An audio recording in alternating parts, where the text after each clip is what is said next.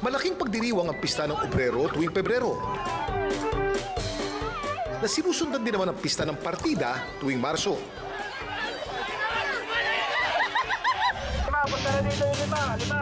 Pero mga lalaking ito sa Toda, ito raw ang masigit na inaabangan sa parehong pagdiriwang.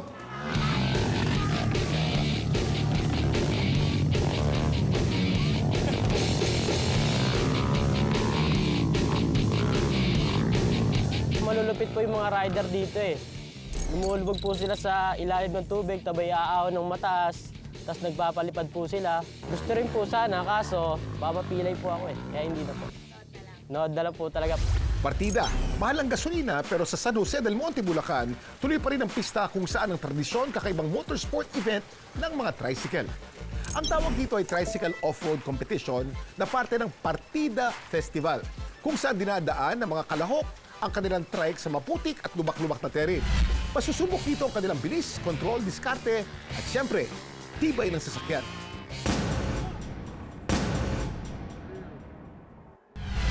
Nitong huling nood ni Tristan, nakuna niya ang iba't ibang tricks at pagpapakitang gilas ng mga kalahok. Pero pinakapamukaw ng kanyang atensyon, Master na niya yung mga obstacle, yung mga rampahan, yung mga ligo-liko. ang binatang ito na kilalang matinik daw sa pagmumotor at nag-champion na rin noon sa ibang tricycle off-road competition. Siya si John Philip o Hepe, na kapag humaharurot na, napapapreno raw ang mga kalaban niya.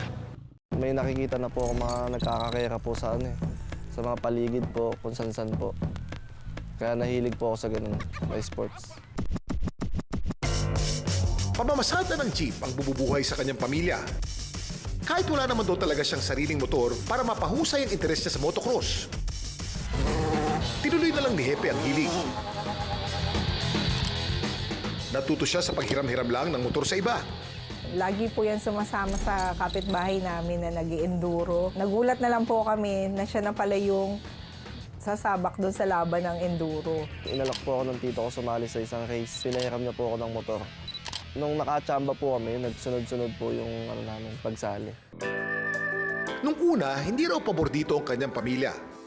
Pero tinatakasan po kami niyan at siya po yung lumalaban. Susuportahan na lang natin bilang magulang. Mag-ingat lang po talaga. Hindi raw kasi maiwasan ang mga aksidente sa ganitong sports. Ilang beses pong tumaob, nasugatan, may mga nabiyak pong laman.